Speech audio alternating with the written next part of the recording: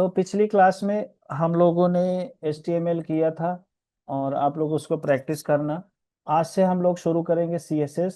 जब HTML CSS हमारा complete हो जाएगा फिर हम इसके ऊपर थोड़ा सा प्रोजेक्ट बनाएंगे और इसके बाद फिर हम करेंगे बूटस्ट्रैप। तो जब ये बूटस्ट्रैप CSS HTML हो जाएगा तो हम लोग कोई भी प्रोजेक्ट बना सकते हैं HTML में। ठीक है। जैसे मैंने पहले बताया था कि HTML एक जस्ट लाइक स्केलेटन तैयार करने के लिए होता है। जैसे शरीर का ढांचा होता है उसके लिए ये काम आता है। ठीक है ना। और CSS क्या करता है, उसको डेकोरेट करता है। बूटस्ट्रैप या मीडिया क्वेरी क्या करता है, उसको रेस्पॉन्सिव बनाता है, मतलब हर डिवाइस के काबिल बनाता है कि जहां पर प्रॉपरली विजिबिलिटी बनी रहे। ठीक है ना। सो आज हम लोग CSS की फर्स्ट क्लास में क्या करेंगे, बेसिक CSS तो आपको बता ही दिया गया था। तो ये समझो कि जब हमें डेकोरेशन करना होता है, कोई भी चीज़ अच्छे से बनाना होता है, जैसे आप देख रहे हो कोई भी चीज़, जैसे में होवर का इफेक्ट हो गया, कलर देना हुआ, बैकग्राउंड कलर देना हुआ, बॉर्डर देना हुआ, तो इन सब चीज़ों के लिए हम लोग CSS इस्तेमाल करते हैं। CSS का जो फुल फॉर्म होता है कैस्केडिंग स्टाइल शीट। ठीक है। तो स्टार्ट करते हैं। CSS is the language we use to style and HTML document. HTML document को डेकोरेट करने के लिए, ठीक है, हम CSS का यूज करते हैं। CSS describe how HTML element should be displayed, मतलब HTML का एलिमेंट कैसे डिस्प्ले होगा ये CSS डिसाइड करता है। The tutorial will teach CSS basic to advance, मतलब इसमें आपको बेसिक से एडवांस सीखने को मिलेगा। मैं कोशिश करूंगा कि एक हफ्ते में को कंप्लीट करूं, नहीं तो ये ज़्यादा भी जा सकता है, लेकिन कोई बात नहीं। अगर आपका CSS स्ट्रांग हो गया तो हर जगह काम आएगा, चाहे वर्डप्रेस हो, चाहे विक्स हो, चाहे शॉपिफाई हो, चाहे कल को आप फ्रंट एंड डेवलपर बनो, चाहे फुल स्टैक डेवलपर बनो, हर जगह पे ये काम आएगा। ठीक है। तो जैसे एग्जांपल के तौर पे आपको पता ही है कि अगर हमें पूरे फुल बॉडी में लगाना हो तो हम बॉडी लगा के पैरेंथेसिस ओपन क्लोज करेंगे और बैकग्राउंड डैश कलर देंगे और लग जाएगा। इससे पहले मैं आपको एक चीज़ बताता हूँ। हम लोग जैसे नोटपैड प्लस प्लस यूज़ किए थे, तो आज हम लोग एक नए टेक्स्ट एडिटर की तरफ जाएंगे जिसका नाम है सबलाइन टेक्स्ट एडिटर। सबलाइन एडिटर। ठीक है, इसको आप लोग डाउनलोड कर लेना। इससे क्या होता है, बहुत सारी चीज़ें ना आसान हो जाती हैं। ठीक है ना। तो मैंने तो ऑलरेडी डाउनलोड कर रखा है, तो मैं इसको एक बार इंस्टॉल भी करके आपको बता देता हूँ पहले। ठीक है ना। यहाँ पर क्या होता है, ऑटोमेटिक बहुत सारी कोड आ जाते हैं। ठीक। कुछ भी आप करोगे तो सजेशन में आ जाता है, तो इससे क्या होता है, स्पीड बढ़ जाती है। ठीक है। तो वैसे नोटपैड प्लस प्लस भी सही है, बट आप इससे थोड़ी सा आपके काम करने की स्पीड बढ़ जाएगी, एक्यूरेसी बढ़ जाएगी, मिस्टेक्स नहीं होंगे। तो मैं इसको एक बार इंस्टॉल करके आप लोगों को दिखाता हूँ, फिर स्टार्ट करता हूँ। ठीक है ना। अब जैसे हम जो भी फाइल खोलेंगे यहाँ पर, जैसे मान लो अगर हमें कुछ यहाँ पर बनाना है। ठीक है। एक मिनट, इसमें आया नहीं, रुको।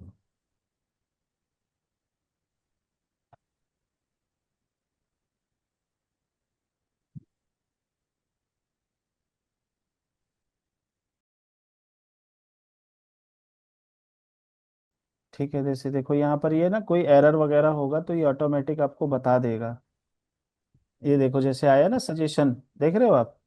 तो ये सजेशन वगैरह देता है। अब जब एंटर मारोगे तो अपने आप क्लोज हो जाएगा। आप समझ गए, जैसे हमने एंटर मारा, यहाँ पर गए। अब हमने डाला यहाँ पर मान लो स्टाइल, बैकग्राउंड कलर रेड। ठीक है। तो ये इसका तो हम बाद में कर लेंगे। तो कहने का मतलब ये एडिटर भी आप यूज करके इसको देखना कैसे ये काम करता है। एक इसी तरह से एडिटर होता है visual studio, studio code editor. ये भी बहुत स्ट्रांग है, माइक्रोसॉफ्ट का है। इसको कर लोगे तो सबसे अच्छा है, ये आगे भी काम आएगा। इसमें क्या होता है कि सारी फाइलें एक जगह आपको फोल्डर की दिख जाती हैं और ऑटोमेटिक काम हो जाता है। आप इसको भी इंस्टॉल करके देख लेना कैसे काम करता है। ठीक है ना। सो चलो नेक्स्ट अपने उस पे चलते हैं। एग्जाम्पल है, जैसे मैं आपको पता ही था सारा कि भाई किस तरह से चीजें होती हैं, डेकोरेट कैसे होती, कोई नया तो है नहीं। ठीक है। थोड़ा सा चलते हैं नेक्स्ट नेक्स्ट नेक्स्ट। इंट्रोडक्शन में आते हैं। CSS is the language we use to style a web page. What is CSS? CSS stand for cascading style sheet.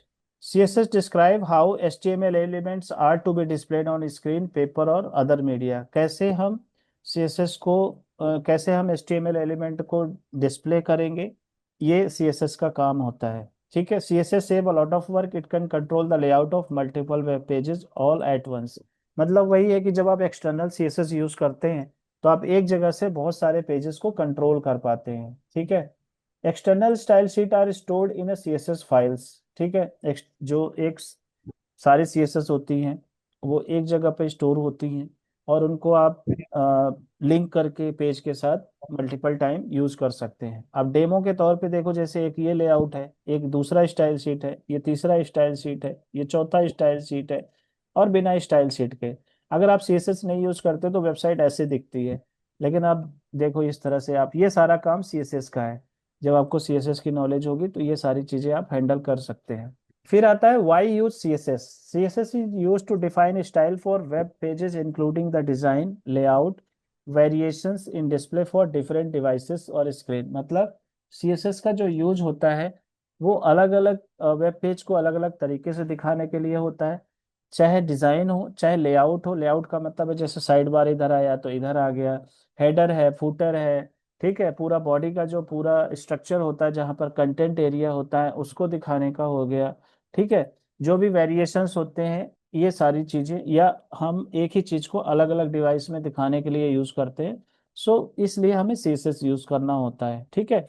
जैसे बॉडी का बैकग्राउंड कलर, H1 का कलर, टेक्स्ट अलाइन, P का font family, font size, ये सारी चीजें। ठीक है। CSS solved a big problem. HTML was a never intended to contain tags for formatting a web page. HTML के अंदर कभी भी फॉर्मेटिंग वगैरह के नहीं आते हैं, लेकिन फिर भी HTML was created to describe the content of web page like H1, H1, P। लेकिन ये कैसा होगा ये नहीं पता, ये सिर्फ क्या करेगा, फॉन्ट साइज कम ज्यादा कर देता है। When the tag like font and color attribute are added to the HTML 3.2 specific, it is started nightmare for the web developer।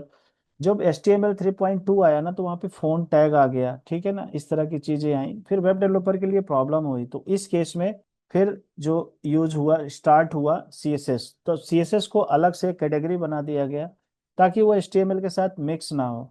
ठीक है। तो इसलिए HTML का काम हो गया सिर्फ स्केलेटन बनाना, स्ट्रक्चर को बनाना, और CSS का काम हो गया उसको डेकोरेट करना। CSS saves a lot of work. जैसे the style of definition are normally saved external dots. जो CSS का जो एक्सटर्नल फाइल होता है वो डॉट CSS फाइल के नाम से होता है। With N external style sheet file you can change the look of an entire website by changing just one file. एक फाइल में चेंजेस करने से केवल आपकी पूरी वेबसाइट का स्ट्रक्चर चेंज हो जाता है। ठीक है। आप समझते हैं कि व्हाट इज सिंटैक्स। सिंटैक्स का मतलब होता है CSS rule consist of a selector and declaration block. मतलब CSS जो होता है दो तरह के होते हैं चीजें, एक तो होता है सेलेक्टर और दूसरा होता है डिक्लेरेशन। सेलेक्टर का मतलब जो HTML में हमने सीखा था एलिमेंट के नाम से, वही यहाँ पर CSS में उसको हम सेलेक्टर बोलते हैं। ठीक है। और जो हम यहाँ वहाँ पर हम एट्रीब्यूट बात करते थे, यहाँ पर उसको डिक्लेरेशन बोलते हैं। डिक्लेरेशन के दो पार्ट होते हैं, एक प्रॉपर्टी और एक वैल्यू। प्रॉपर्टी कभी भी नहीं चेंज होती है, वैल्यू कैन चेंज। प्रॉपर्टी अगर कलर है तो कलर ही रहेगा, फोंट साइज है तो फोंट साइज ही रहेगा, बैकग्राउंड कलर है तो बैकग्राउंड कलर रहेगा। बैकग्राउंड कलर चेंज करने के लिए बैकग्राउंड कलर यूज करते हैं, कलर चेंज करने के लिए टेक्स्ट का कलर यूज करते हैं। The selector points to HTML elements you want to style. ठीक है। HTML एलिमेंट, जिस एलिमेंट को आप स्टाइल करना चाहते हो, जो डिजाइन करना चाहते हो, उसको वो सेलेक्टर होता है। डिक्लेरेशन ब्लॉक कंटेन वन और more declaration separated by semicolon. Semicolon लगा के आप मल्टीपल डिक्लेरेशन लगा सकते हैं एक एट्रीब्यूट में या एक सेलेक्टर के अंदर। Each declaration include CSS property name and value. मतलब हर डिक्लेरेशन में दो प्रॉपर्टी होती है, जिसका एक होता है एक, मतलब एक प्रॉपर्टी होती है और एक वैल्यू होता है, separated by semicolon. Multiple CSS declaration are separated with semicolon and declaration blocks are surrounded by curly braces. जो डिक्लेरेशन होते हैं चाहे एक हो चाहे मल्टीपल हो, वो करली ब्रेसेस से क्लोज होता है, ओपन और क्लोज होता है। ठीक है। जैसे P टैग, P क्या हो गया हमारा, एलिमेंट हो गया या सेलेक्टर कह सकते हो। करली ब्रेसेस ओपन, करली ब्रेसेस क्लोज।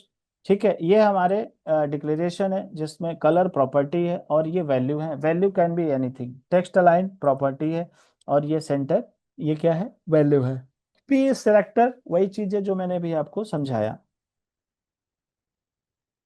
नेक्स्ट है, अब समझते हैं सेलेक्टर।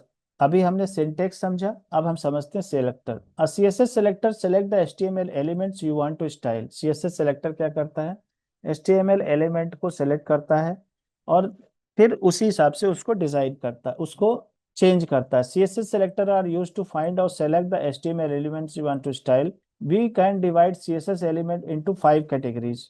वो 5 कैटेगरीज कौन सी हैं? सिंपल सेलेक्टर क्या होता है, select elements based on the name ID and class. जैसे क्लास लगाते हो ना डॉट लगा के, आईडी नेम इस तरह के देते हो, ये सिंपल है। एक होता है combinator, select element based on specific relation, ये हम बाद में करेंगे।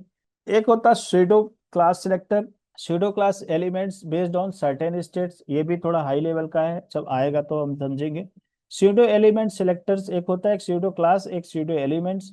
Select and style part of an element, attribute selector. तो ये सारे 5 तरह के सिलेक्टर होते हैं, ज्यादातर हम लोग ना सिंपल वाला यूज करते हैं, नेम आईडी क्लास। स्यूडो का कभी कभी इस्तेमाल होता है, अभी हम लोग चलेंगे आगे, वन बाय वन करेंगे। CSS element selector, the element selector select HTML elements based on the element name. जैसे पी है वो एलिमेंट नेम है, ठीक है ना, तो ये हमारा एक तरह से सेलेक्टर बन गया। हम जब सीएसएस में इसी को हम पी को सेलेक्टर बनाएंगे, जब अगर हम कहीं भी टेक्स्ट लिखते हैं, जैसे देखो ये यहाँ पर सीएसएस है पी, तो ये क्या हो गया, सेलेक्टर हो गया, और यहाँ पर एचटीएमएल एलिमेंट हो गया। समझ में आया? तो हमने क्या बोला कि भैया ये सेलेक्टर है पी, और इसके अंदर प्रॉपर्टी और वैल्यू हम लगाते हैं टेक्स्ट लाइन और ये सेंटर। तो इसके अंदर पी के अंदर जो भी टेक्स्ट होगा वो अलाइन देखो सेंटर हो गया है। अगर मैं इसको लेफ्ट कर देता हूँ और स्टार्ट करता हूँ, देखो सारे लेफ्ट हो गए, क्योंकि ये वाला चीज काम कर रहा है, मतलब ये चीज यहाँ पे काम कर रहा है, तो करली ब्रैकेट से बंद होते हैं। इस तरह से ये सिलेक्टर का क्या मतलब है, जो भी नाम हमने यहाँ दिया है वो यहाँ पे जाके पकड़ रहा है। समझ गए आप? तो ये चीजें हैं। इसके बाद आ जाओ सीएसएस आईडी सिलेक्टर। तो वहां पर क्या था, पहले आप यहाँ देखोगे सिंपल नाम है, अगर कोई और होता तो हम डॉट लगाते, ठीक है। अगर हम आईडी की बात करें तो हम लोग यहाँ पर आईडी डिफाइन करते हैं। वहां पर पी था, पी तो बाय डिफॉल्ट है पैराग्राफ का, इसलिए पी था। लेकिन आप हर चीज बाय डिफॉल्ट नहीं कर सकते। अगर आपको ऐसे सेलेक्टर लिखने हैं जो कि सिस्टम में है नहीं, तो आपको या तो हैश लगाना पड़ेगा और या आपको डॉट लगाना पड़ेगा। और हैश अगर आप लगाओगे तो ये एक ही बार यूज होता है, लेकिन क्योंकि आईडी हमेशा एक पेज में एक ही बार यूज होगी। अगर आप डॉट लगाओगे तो एक पेज में आप मल्टीपल टाइम्स लगा सकते हो, ठीक है। उसको बोलते हैं क्लास। तो कल को आपको इससे इंटरव्यू में पूछा जा सकता है क्लास और आईडी में क्या फर्क होता है, ठीक है ना। तो इस तरह से जैसे आईडी है, आईडी में ये आ गया, फिर यहाँ पे पैराग्राफ हमारा आ गया। तो ये जो हमने यहाँ पे पैरा क्लास लगाया था वो यहाँ से यहाँ तक काम कर रहा है, देखो यहाँ पे नहीं काम कर रहा है, ठीक है। अगर मैं यहाँ पर एक और लगा देता हूँ पी टैग वाला, अगर हम यहाँ पर लगा देते हैं जो पहले हमने अभी सीखा था, ठीक है, तो देखो ये भी काम कर गया, क्योंकि ये जो सिलेक्टर है ये इस पे काम कर रहा है और ये वाला सिलेक्टर इस पे काम कर रहा है। मैं इसको चाहूँ तो ग्रीन कर सकता हूँ, देखो ये वाला ग्रीन हो गया, ये वाला रेड हो गया। क्लियर है? सो इस तरह से आप आईडी सिलेक्टर यूज कर सकते हैं। इसके बाद आता है आपका क्लास सिलेक्टर, ठीक है ना। The class selector HTML element with specific class attribute, the select elements with specific class right periods. मतलब जो डॉट लगा के आप कोई भी क्लास बना सकते हैं, character followed by the class name. जैसे सेंटर है, आप जब भी कुछ बनाओगे यहाँ पर सबसे ज्यादा इसी का यूज होता है। आप यहाँ पर लिखते हो सेंटर, अगर हम यहाँ पर लिख देते हैं, मान लो यहाँ पर लिख दिया, मान लो यहाँ पर लिख दिया राम, अपने ही नाम का क्लास बना दिया, यहाँ पे कर दिया लेफ्ट, ठीक है, यहाँ पे कर दिया ग्रीन, ठीक है। तो मैं क्या करता हूँ, यहाँ पे कर देता हूँ, देखो ये पी क्लास है, यहाँ पे राम लगा देता हूँ, देखो ये ग्रीन पे चला गया। तो क्लास यहाँ पे लिखा लेकिन यहाँ पर आ गया। अब इसको आप चाहे जितनी बार यूज करो उतनी बार काम करेगा, ठीक है। और जैसे ही यहाँ पर मैं चेंज करूंगा, इसको राइट करूंगा, देखो ये राइट पे चला जाएगा। और क्लास का नाम अगर चेंज हो गया तो ये बिल्कुल काम नहीं करेगा, सिंपल जगह पे आ जाएगा। क्लियर है? फिर आ जाओ जी इधर। You can also specify that only specific HT element should be affected by class. तो आप क्या कर सकते हैं, in this p elements class equal to centre will be red and align centre. तो आप यहाँ से डॉट लगा के और भी बना सकते हो, इसको छोड़ो, इसके बाद में देखेंगे। यहाँ पर आ जाते हैं। जैसे हमने क्या किया, अगर पी टैग है तो आप उसके अंदर पी टैग के अंदर मल्टीपल क्लासेस बना सकते हो। एक हमने बनाया पी डॉट सेंटर और एक बनाया पी डॉट लार्ज। ठीक है, तो यहाँ पर दो क्लास लगाई, सेंटर लगाया, तो ये वाली क्लास यूज हो रही है। ठीक है, मतलब एक के साथ ही आप, जैसे पी टैग है वो बाय डिफॉल्ट है, लेकिन उसके साथ आप मल्टीपल चीजें यूज कर सकते हो। तो आपने यहाँ पे सेंटर लगा दिया, पी डॉट सेंटर, तो ये वाला यहाँ पर अप्लाई हो गया। और आपने यहाँ पे लार्ज कर दिया, तो यहाँ पर आप चाहो तो इसका फॉन्ट साइज कम कर सकते हो, जरूरी नहीं कि सेम हो। समझ गए आप? तो ये 100% है, आपने 200% करना है तो 200% कर दो। तो इस तरह से पी डॉट लगा के कर सकते हो आप, इस तरह से अलग से सीएसएस बना सकते हो जब एक ही आपका एलिमेंट का बनाना हो सीएसएस। फिर आता है एक यूनिवर्सल सेलेक्टर। यूनिवर्सल सेलेक्टर का मतलब क्या होता है कि जब आपको पूरी वेबसाइट में हर जगह यूज करना हो, मतलब पूरी वेबसाइट आपकी सेंटर अलाइनमेंट है, उसके बाद अगर आप चाहो तो लेफ्ट कर दो, तो पूरी वेबसाइट के जितने भी होंगे, मतलब बाय डिफॉल्ट ये यही रहेगा।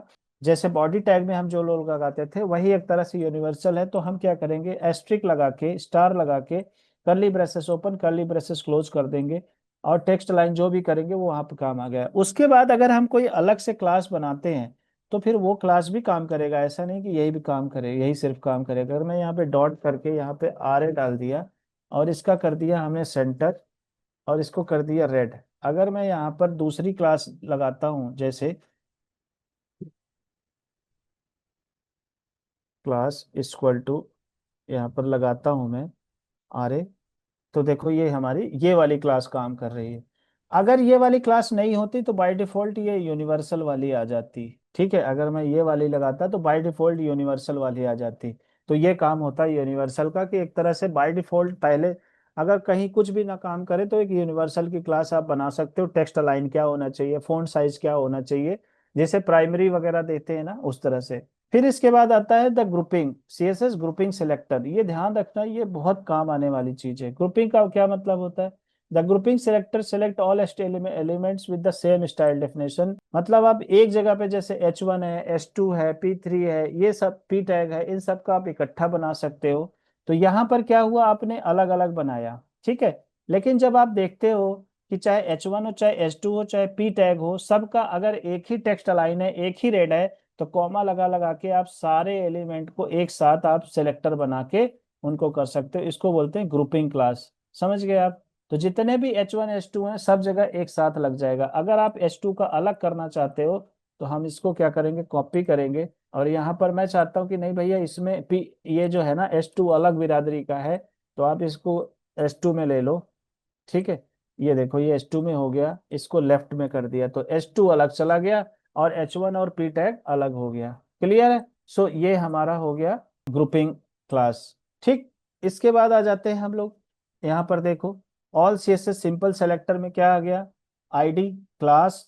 ठीक है ना, select all element with ID, class equal to, class equal to लगाना है, यहाँ आईडी इक्वल टू लगाना है। अगर यूनिवर्सल लगाना है तो एक जगह ऊपर लगा दो या सीएसएस फाइल में लगा दो। अगर एलिमेंट्स में करना है तो सेलेक्ट ऑल पी टैग, सिर्फ पी लिख दो। एलिमेंट्स अगर ग्रुपिंग करना है तो आप ग्रुपिंग कर सकते हो। ठीक है ना, तो इस तरह से हमारे सेलेक्टर्स हैं। ठीक, इतना क्लियर है? ठीक है, अब नेक्स्ट है हमारा हाउ टू। ये बेसिक चीज है ना, तो सिलेक्टर बहुत काम आने वाला है। ठीक है ना, अभी और भी आगे जो कुछ इंपॉर्टेंट चीजें हैं।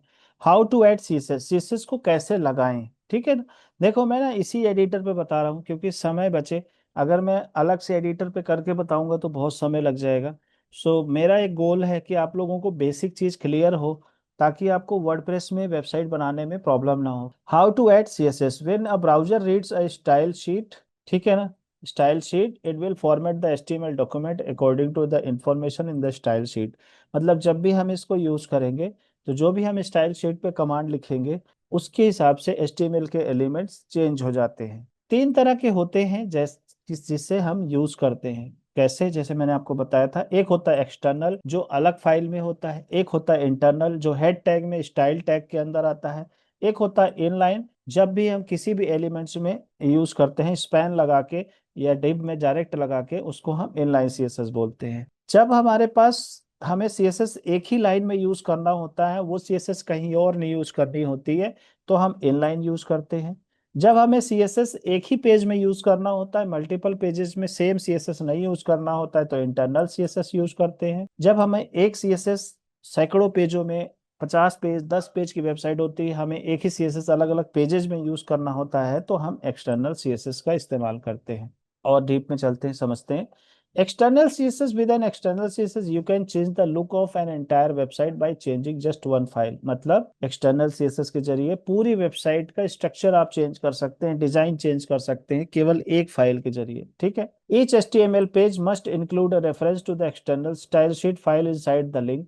जो भी आपका एक्सटर्नल सीएसएस फाइल होती है वो लिंक एलिमेंट के अंदर होता है, इनसाइड द हेड सेक्शन, ठीक है। जैसे ये है, देखो लिंक करके आपको क्या होता है, लिंक एलिमेंट आपको लगाना है। उसके बाद href करके आप फाइल का नाम दे दो और रिलेशन आप दे दो rel equal to style sheet दे देना। जब तक अगर आपने ये नहीं दिया तो एक्सटर्नल सीएसएस आपकी कनेक्ट नहीं होगी। तो ये लिंक टैग है, ये आपको लगाना होता है एक्सटर्नल सीएसएस को कनेक्ट करने के लिए, वो भी ये हेड टैग में लगता है, समझ गए आप।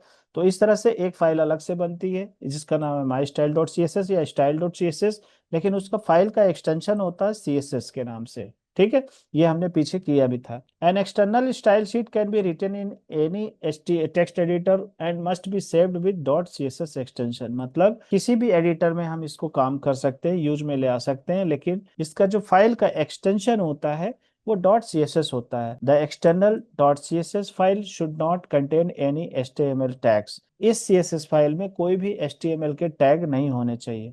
और इसको लिखा कैसे जाता है, जैसे देखो ये हमारा आ गया बॉडी टैग आ गया, इसमें हमने क्या लिखा, ये हमारी ये आपका हो गया एक तरह से सिंटेक्स हो गया, ये हमारी प्रॉपर्टी वैल्यू हो गया। H1 सेलेक्टर आप कह सकते हो, ये हमारी property value, colour navy, margin left. तो जहां जहां पे भी हमारे H1 टैग लगे होंगे वो H1 सेलेक्टर के जरिए काम करना शुरू कर देगा, ठीक है। इंटरनल CSS में क्या होता है, हम स्टाइल ओपन करते हैं, स्टाइल क्लोज करते हैं टैग को, और इसके अंदर हम CSS लिख देते हैं। CSS लिखने का तरीका आपको पता ही है, जिसकी भी हम CSS बनाते हैं चाहे जो डिफॉल्ट होते हैं, जैसे बॉडी हो गया, H1 हो गया, पैराग्राफ हो गया, P टैग हो गया, उसका नाम देंगे। अगर क्लास बनाना है तो आप यहीं पर डॉट करके क्लास बना सकते हैं। ID सिलेक्टर लेना है तो ID करके आप सिलेक्टर सेट कर सकते हैं, बना सकते हैं। और यहाँ पे जो भी आपको डिक्लेरेशन देना हो वो आप दे सकते हैं, प्रॉपर्टी वैल्यू आप दे सकते हैं, ठीक है। तो जहाँ पे भी लगाओगे उस तरह से वो काम करेगा, जैसे ये है देखो। बैकग्राउंड कलर लाइनन है, अगर मैं इसको कर देता हूँ ग्रीन तो देखो पूरा बैकग्राउंड कलर ग्रीन हो जाता है। H1 का कलर देखो मरून है, हम इसको कर देते हैं रेड, देखो रेड हो गया। व्हाइट करेंगे तो व्हाइट हो गया। और पी टैग का बना नहीं है, अगर आप कहो तो देखो यहाँ पी टैग का भी बना देते हैं, ठीक है। तो हमने क्या किया, उसी कॉपी कर लिया, H1 को कर दिया P, तो जहां भी पी टैग लिखा होगा, ठीक है, यहाँ पर व्हाइट कर दिया, देखो ये व्हाइट हो गया। So this is all about कैसे हम CSS यूज करेंगे। और ठीक है, एक इंटरनल वाला इनलाइन की बात करते हैं। An inline style may be use to apply unique style for a single element. मतलब सिंगल एलिमेंट के यूज होता है, सिंगल टाइम के लिए यूज होता है स्पैन जो होता है inline CSS। To use inline styles, add the style attribute to the relevant element. The style attribute can contain any CSS property. कोई भी CSS प्रॉपर्टी हो सकती है और HTML एलिमेंट में लगा, जैसे H1 एलिमेंट है, स्टाइल इक्वल टू करके आप यहाँ पर लगा सकते हैं, ठीक है। या आपको बीच में कहीं लगाना है तो आप स्पैन भी लगा सकते हैं, वो हम आगे समझेंगे। देखो style equal to colour red, तो सिर्फ अगर आप देखोगे यहाँ पर कलर ब्लू है, ये आ गया, यहाँ पे कलर रेड है, ठीक है ना। तो इस तरह से ये काम करेगा। अगर ये इनलाइन बनाना होता तो हम यहाँ पर जाते, हेड टैग के अंदर स्टाइल ओपन करते, क्लोज करते और लिखना शुरू करते। मल्टीपल स्टाइल शीट आप चाहें तो मल्टीपल स्टाइल शीट भी बना सकते हैं, ठीक है ना। आप चाहें तो एक उसमें आप इंटरनल एक्सटर्नल इनलाइन सारी चीजें यूज कर सकते हैं, इसमें कोई रिस्ट्रिक्शन नहीं है, ठीक है ना। आप देखो यहाँ पर एक्सटर्नल भी है और यहाँ पर इंटरनल भी है, ठीक। सो इस तरह से किया जाता है। फिर आता है cascading style sheet. Cascading order क्या होता है, what style will be used when there is more than one style specified on HTML element. All the style in page will cascade into new virtual style sheet by the following rules where number one was the highest probability। मतलब इसका कहने का मतलब ये है कि जैसे तीन तरह की यूज करते हो आप। सबसे पहले यहाँ पर, जहाँ यहाँ पर आपने बीच में यूज कर लिया इनलाइन CSS, फिर उसके बाद इंटरनल होता है, फिर एक्सटर्नल होता है। तो जिस भी एलिमेंट में आप यूज कर रहे हो, जो भी उसके नियर बाई होगा वो उसी को पकड़ेगा। इसको बोलेंगे कैस्केडिंग स्टाइल शीट, ठीक है। Inline style sheet is an HTML element, external, internal, head section, browser by default. So an inline style has the highest priority। जो भी उसके पास में होगा वही CSS काम करेगा। आगे चल के जब प्रैक्टिस करेंगे तो आपको क्लियर आएगा। फिर बात करते हैं कमेंट्स का। कमेंट का मतलब क्या होता है, जैसे हमने पीछे दिया था, आप स्लैश एस्ट्रिक फिर एस्ट्रिक स्लैश करेंगे, ठीक है, अगर आप इसको लगा के आप स्लैश करेंगे, ये केवल डेवलपर या कोडर के लिए होता है, नॉट फॉर एवरीवन। जब भी आप सीएसएस लिखाओगे यहाँ पर देखो ऐसे टैग लगा सकते हो, ठीक है, ये सिर्फ जानने के लिए। हम चाहें तो पीछे और सेक्शन बना सकते हैं, जैसे एक हमने बना दिया हेडर, ठीक है, हमने यहाँ पर कर दिया भैया ये हेडर है। अब इसके बाद हेडर का सीएसएस शुरू होगा, ठीक है, फिर उसके बाद हमने कर दिया जी अब फुटर का सीएसएस है, यहाँ से फुटर की सीएसएस लिखी जाएंगी। तो इससे क्या होता है, जो आपकी टीम आती है ना, उसको काम करने में बड़ी आसानी हो जाती है, कोई प्रॉब्लम नहीं होती है, ठीक है ना। तो ये हो गया कमेंट का काम। ठीक, ये आपको पहले भी हमने बताया था। CSS comment it is placed inside the style element and start with slash asterisk and asterisk slash. इस तरह से कर सकते हैं। You can add comments wherever you want to code. तो आप देखो यहाँ पर भी कर सकते हैं, शुरू में भी करते हैं, जहां भी करेंगे it will be logged and not visible to front end for users, it is useful only for the developer और कोडर, जो भी है जो बैक एंड में काम करेगा वही। देखो आप साइड में भी कर सकते हो, ऊपर भी कर सकते हो, आप अंदर भी इसको कर सकते हो। आपको जैसे बाद में यूज करना है तो आप इसको कमेंट कर सकते हो, कल को क्लाइंट बोले कि चलो ठीक है अभी रहने दो बाद में यूज कर लेना, तो आपको बाद में दोबारा दोबारा ना लिखना पड़े, आप इसको कमेंट कर सकते हैं। फिर आ जाओ, comment can also span multiple lines, आप इसको मल्टीपल लाइन में भी लिख सकते हैं। तो ये हो गया हमारा कमेंट का। आप HTML CSS from the HTML tutorial you learn that you can add comments to your HTML source by using, आप लेस देन ग्रेटर देन करके भी यूज कर सकते हैं, ठीक है, इस तरह से भी आप कमेंट यूज कर सकते हैं। देखो यहाँ पर हम इस तरह से कमेंट यूज करते थे, ठीक है। वहां पर दूसरी तरह से देखो ये भी है, स्टाइल शीट में जब हम कमेंट करते हैं तो इस तरह से स्लैश एस्ट्रिक एस्ट्रिक स्लैश, और यहाँ पे करते हैं क्या, लेस देन ग्रेटर देन, और ये एक्सक्लेमेशन मार्क्स डबल कोट लगा देते हैं, ठीक है ना, आप इससे करते हैं HTML में। तो ये इस तरह से हमारे जो कमेंट्स होते हैं, ये CSS और यहाँ के दोनों कमेंट्स को याद कर लेना, इनका शॉर्टकट भी होता है, वो मैं बता दूंगा, ठीक है। कुछ एरर्स होते हैं, कुछ मिस्टेक्स लोग करते हैं CSS में, जैसे कि सेमी कॉलन भूल जाते हैं, जैसे आपने यहाँ पर किया, देखो यहाँ सेमी कॉलन भूल गए, तो आपको सेमी कॉलन नहीं भूलना है, डिक्लेरेशन को कंप्लीट करने के बाद आपको सेमी कॉलन जरूर लगाना है। सेमी कॉलन में क्या होता है, एक डॉट होता है, नीचे कॉमा होता है। कॉलन में क्या होता है, दोनों दो डॉट होते हैं एक साथ, जैसे कॉलर के बाद देखो ये डॉट है, दो डॉट है, so this is called colon, but यहाँ पर इसको बोलते हैं सेमी कॉलन।